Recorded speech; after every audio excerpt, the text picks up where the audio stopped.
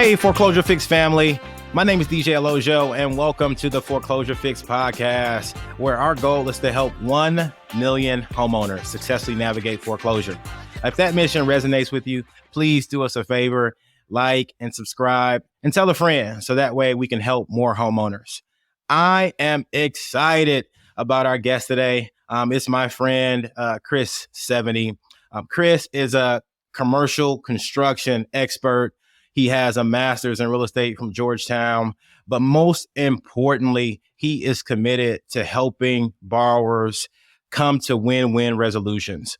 He is the founder and manager of Seveney Mortgage Note Investment Fund, and he's just an all-around good guy. Chris, welcome to our podcast today. How you doing? I'm doing great, DJ. Thanks for having me. Excited to be here today. No, I appreciate you, and I think you can bring so much value to our listeners. How about you do me a favor and give our listeners a little bit of background around how you and your company and your experience kind of intersects with people in foreclosure? So back in 2017, I started investing in mortgage notes, which we act as the lender, or we buy somebody's borrower's mortgage from other lenders. Typically, we buy non-performing loans, which are those borrowers who are behind on their payments, with the goal to try and create that win-win situation with borrowers, to try and get them on a new payment plan or some type of resolution, with the primary focus to try and keep the borrowers in their home if it's possible. Awesome. And I think you just hit on something that I really want to highlight, and that's really important, is I think a lot of times when borrowers hear that their mortgage has changed hands or they have been delinquent, they automatically think that somebody wants their house. Talk a little bit more about the mindset that you and your company have, and most people in the space have, and most companies in the space have around distressed debt or around foreclosure. Yeah. So I spent 20 years in real estate, and I've owned real estate.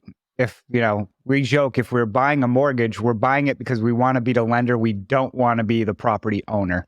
And that's a lot of lenders' mottos, in the sense of, they want to be the lender. They're not built to be managed real estate, or they may not want to manage real estate.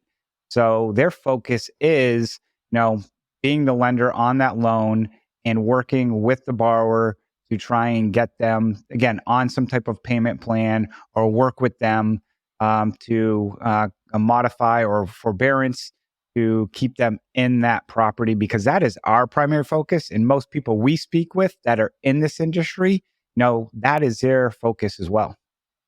Awesome. So if I hear you correctly, what you're saying is that the myth that homeowners have that the bank just wants their house is truly a real myth. It's not just something fictional that people say.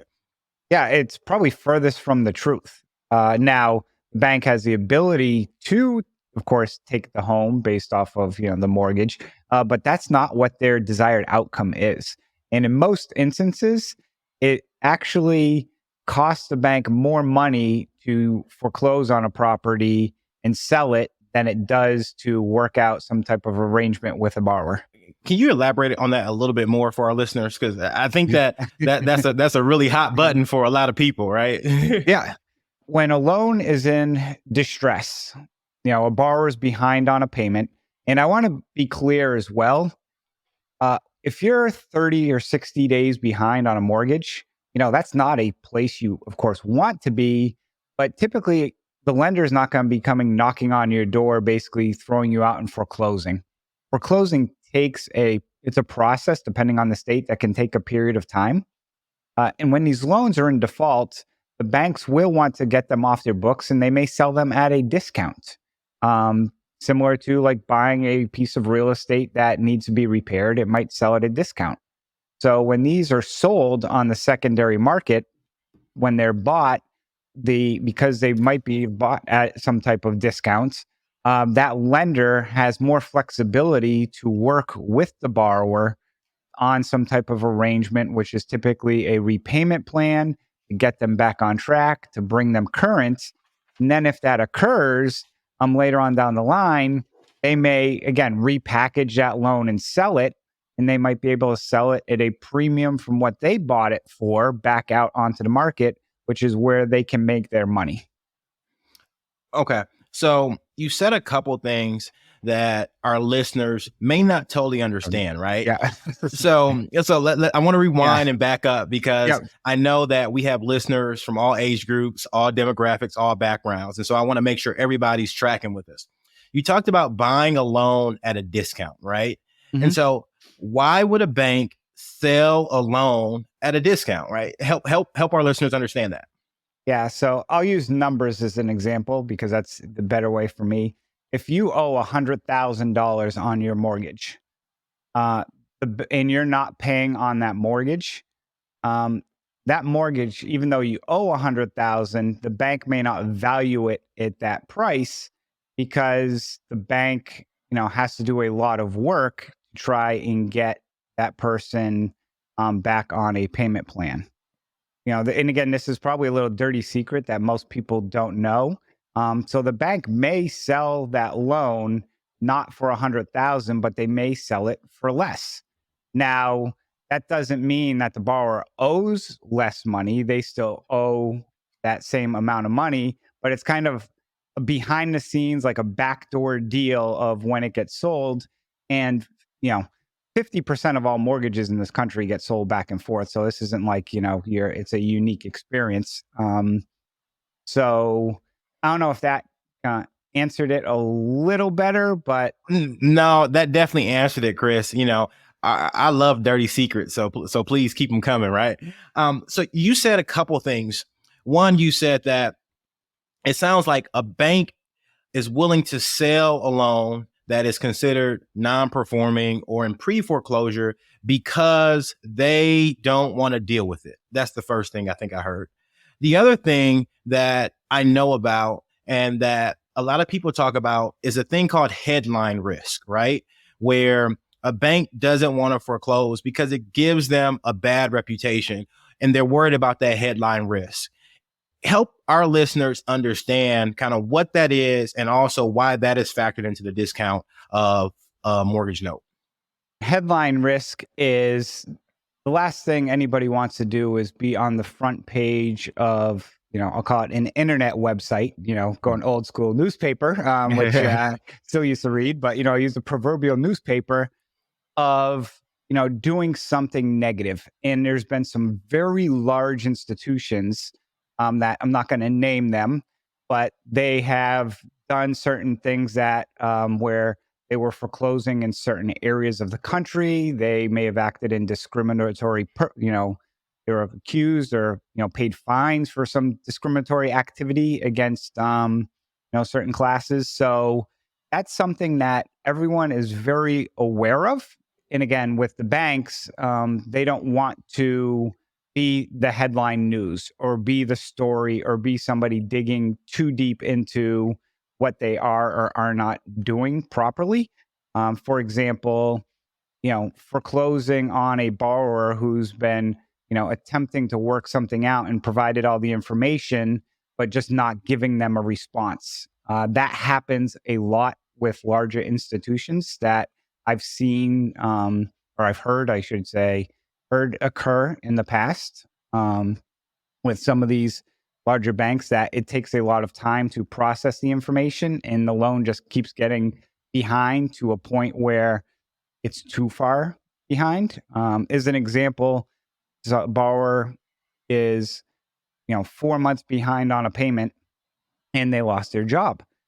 But it takes the bank and then they get their job back. But the bank is like, oh, you need to make all the payments to us. And it takes them 5 months to do that. Now, all of a sudden, they may have had the 4, but now that number is back to 9.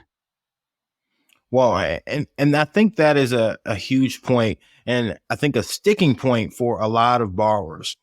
They reach out to their servicer and they're asking for help. They're asking for a loan modification. They're asking for a forbearance, but the timeline to get a response, the timeline to submit all the documents, the timeline to actually get closure on whatever request they ask for is very, very long. And their situation kind of gets worse. It's almost like a wound where, it needs a couple stitches, but you're just waiting and waiting and waiting. And then it gets infected. Then it becomes like a snowball effect. So you talked about the big lenders, but you have smaller lenders like yourself. So what are some of the differences that you all have versus other folks, and where does it benefit the homeowner? Having a smaller lender is, to me personally, such a better situation for a borrower because smaller lenders can pay attention to every loan and understand when you have millions of loans, you're just a number. For us who have hundreds to 1,000 loans, it's very easy for somebody to pull that file, speak with, we use a servicer, speak with that borrower. And, communication is so important and for both parties involved in this. And get on, communication, whether it's phone or email, work out the resolve, which typically can be a forbearance plan, which a forbearance plan is, all legal action gets stopped. And it's usually a 3 to 6 month process where if you can make payments during those 3 to 6 months, then we will modify, which is change the terms of the loan based on agreed upon terms to keep that person in the property. And on a small lender like ourselves, we can do that process in days, where a institutional lender typically will take months. So there are varying degrees of lenders, and there's varying degrees of servicers. And when I say varying degrees, I mean different sizes, from small to large. People who service and own 1,000 loans to people who service and own hundreds of thousands, if not millions of loans.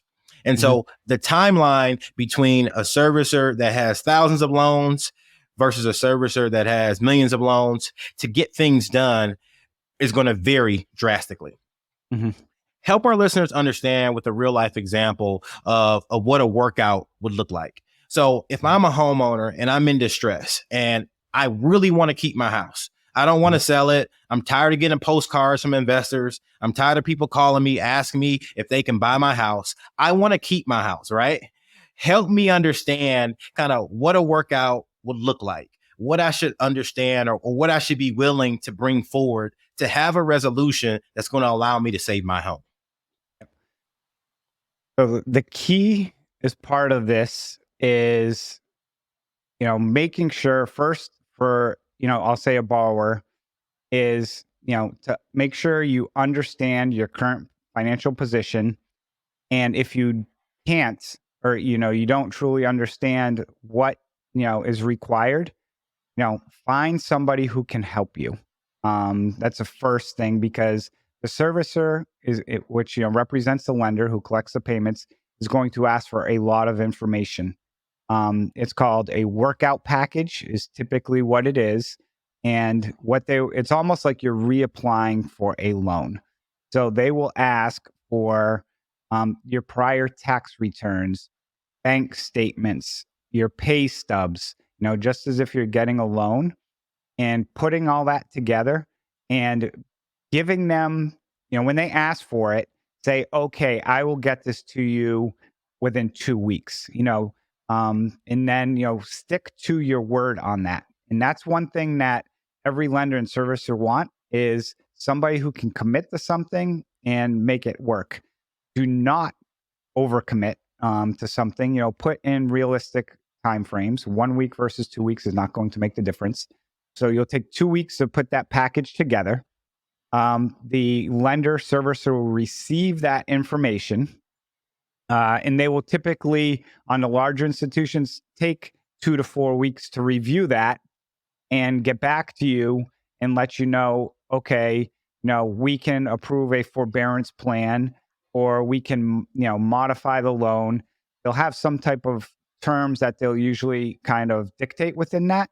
But, I always recommend to every borrower, also be proactive. and, talk to the servicer and say, what are they thinking? Can we, do that forbearance, or, we stop this to give me a chance to make those payments up? And then after that file gets reviewed, there's some paperwork that has to get involved, which will have a little bit of back and forth that they'll send you to sign, which may take, again, another 2 to 4 weeks. So you said a few things there that I want to rewind on, because I think there are some salient points you hit. The first thing I heard is that you have to reach out to your lender, right? So your lender and servicer have been reaching out to you. They send you statements, but if you need help, you need to reach out to them and say, this is my situation. So there sounds like there needs to be some active communication and dialogue. Correct. The second thing I heard that stuck out to me was that there is a process in place, and as a borrower, you have to be prepared to follow through on that process. Correct. Yep. All right. The last thing I heard is that if you don't hear back during the process, or if things are changing on your end as the borrower in the process, you need to proactively communicate that, because the process is not completed until all the paperwork is signed. Correct. And think about it this way. When you're behind, how often was that lender calling you for payments? Flip the script on them. Call them every other day saying, I got the paperwork, what's going on? You know how it feels to get called, twice a day, or, once every day for a week. Flip the script on them, because they'll look into file and basically like, we got to get this resolved, because I'm tired of this person calling me every day. Absolutely. Absolutely. Like you want to blow up their phone line, right? You want to call them multiple times. You want a resolution. And that's the goal. I think that lenders want to. The misconception that everybody just wants your house is not the case. But I think that what Chris is trying to articulate is that people may want to get to a resolution, but if they're not willing to put in the work on their end, a resolution is not going to happen. Correct. It's got to be a two-way, call it the two-way street, where both sides have to be open with each other and communicate with each other. As a lender, the biggest challenge we have with working out a loan is when the borrower does not communicate.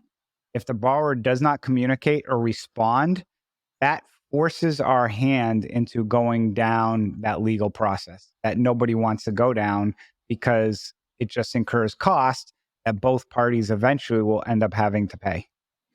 Totally understand that. Now, can you give us an example of a successful workout that you've completed before? Yes. First, I'll say, from a percentage standpoint, 90% of loans that we buy delinquent probably end up in some type of workout, compared to, 10% end up, going down a legal process. That also includes borrowers who may be deceased or no longer wanted the property. So the other kind of comment before I mention about the workouts is sometimes the media overinflates the number of foreclosures and how everyone's getting foreclosed. It's actually, the numbers are pretty small that actually happens to.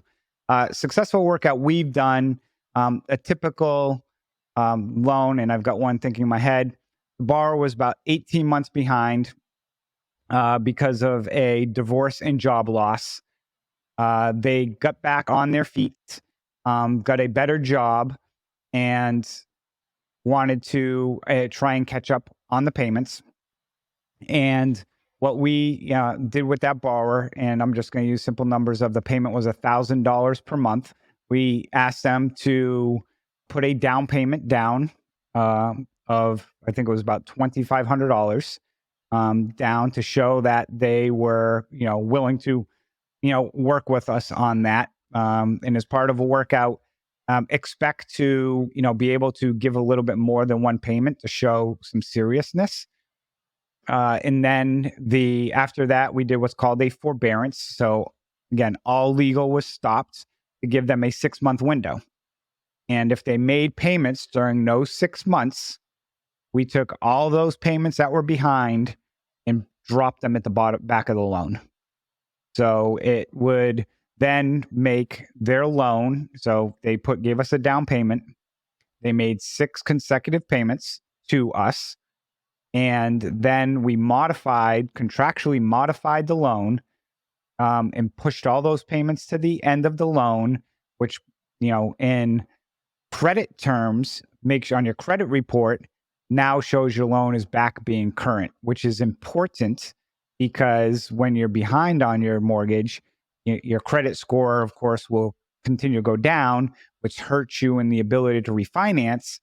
But by getting those 6 payments, bringing the loan current, then if they make another 6 or so payments, then they might be eligible later on to try and refinance if they can get better interest rates in the future. Wow. So I think that's a nugget and a bomb you just dropped on us, right? So 2 things. One is that if a borrower is even 18 months behind on their payments, there's still hope for them. It's not, oh, I'm losing my house, I'm too far behind. There's still hope, there's still opportunity. Number 2 is if you do a forbearance and they add the payments to the back of your loan, now your loan shows current on your credit report, right? And so it's almost like you get a fresh start to try to reset your life, your financial situation, and ultimately, your financial future. Yep. That's awesome, man. That's awesome. Well, Chris, I think it's time for my favorite part of the podcast, which is the opportunity to go into the bow tie round. And basically, the bow tie round is where we get to tie one on with our guest, Chris. All right. The B is for the best advice you would give someone in foreclosure. The O is for one thing you're grateful for right now. And W is for the wildest, most interesting foreclosure story that you have. All right. So let's tie one on, Chris. What is your best advice for someone in foreclosure? Yeah, my best advice, and we touched upon it during this episode, is communicate with the servicer. And if there's things you don't understand, find a family member, a friend who can help you. When people go into defaults, they get a sense of, like they're scared, they're embarrassed, they feel like they've let somebody down. And we all feel that emotion, because you feel like you may have failed at something. This is not the time to do that. This is a time to seek assistance from those who are closest to you to try and help. And it may not be them giving you money, but them helping you understand the situation so you can understand, because the servicer with some of these comments and the paper they request might be overwhelming for you. So, and if you don't understand something, please ask the question, because the servicer is there to help you. Their goal is, if they're trying to do a forbearance, a modification, that means they want to get that deal done. Awesome, man. What is one thing that you are grateful for right now? Yep. I am grateful for my family and our health. It's something that, in our past, I had some family members who have had health issues, and just, having a loving, caring family that is there to support us. So that's something that I'm so thankful for every day. Man, you could not have said that any better. I had a colleague who died yesterday, or actually on Sunday. And we're recording this podcast in late June, but I just to be alive and to have support is a blessing in and of itself. So regardless of what situation or where you find yourself, having a family, being alive is a tremendous blessing. And I echo your sentiments 100%. The last part, man, is what is your wildest or most interesting foreclosure related story, man? We want a good one, Chris. We could record a whole nother podcast on this. I've had, mold houses burned down. I think my wildest one was when we had a deceased borrower show up in court. What? Yeah. So, yeah, I figured that would, say what would go on. So, we had a property where the borrower had passed away, and we couldn't find any of the family members. So we had, legal start the foreclosure process. And as part of that, they have to like notify and post and, try and find all, family members. And there was a son who had the same, name as the father. And, basically showed up in, in this state, you have to have a hearing as well. So the son showed up to the hearing saying he was the father, saying he was the borrower. And my attorney was just completely like threw him for a curveball at first. And we didn't realize it at first because, we had a death certificate. We had, this person, we have a death certificate and this person showing up saying he's this person in court. And then finally, realize, okay, it's the son.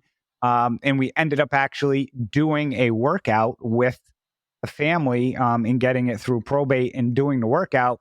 But yeah, my attorney called me and said, in the note said the borrower showed up to court. And I'm like, okay, I kind of, I just sitting there like, how did the borrower, show up in court? So, hey, it's interesting because foreclosure makes the dead rise again. So, it works out. It works out, man.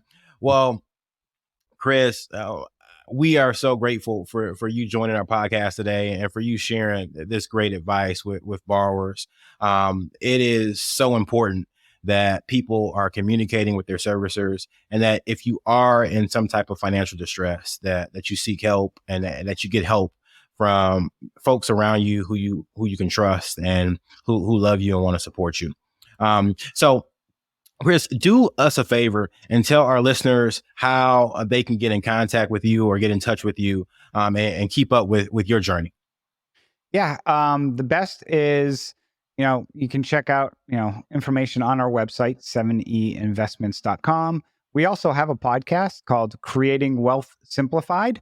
In our first 100 episodes, actually, we're talking about our stories in note investing and some of those crazy stories we have. But our current podcast really talks to people about investing and, continuing the journey to save money and to grow and to build wealth so people have the ability to retire. I like to call it the 40-40-40 rule, which, nobody wants to work 40 years for 40 hours a week only to retire with 40% of their income, because you will never retire in that instance. So we like to share tidbits and information on ways to try and save and build that generational wealth. Awesome. And I can attest that, the Creating Wealth Simplified podcast is a great podcast. And the podcast that was before that you mentioned, Chris, definitely there are episodes that talk all about amazing foreclosure stories and just really kind of good workouts and resolutions. So this wraps another episode of the Foreclosure Fix Podcast. Do us a favor, please like, subscribe, and leave us a review. We would love to get your feedback, love to get your comments, and we are so grateful for you being a part of the Foreclosure Fix family. We love you. God bless. Thanks. The views and opinions on this podcast are for informational purposes only and should not be construed as legal advice. If you have a specific legal question, we highly recommend you contact a qualified legal professional.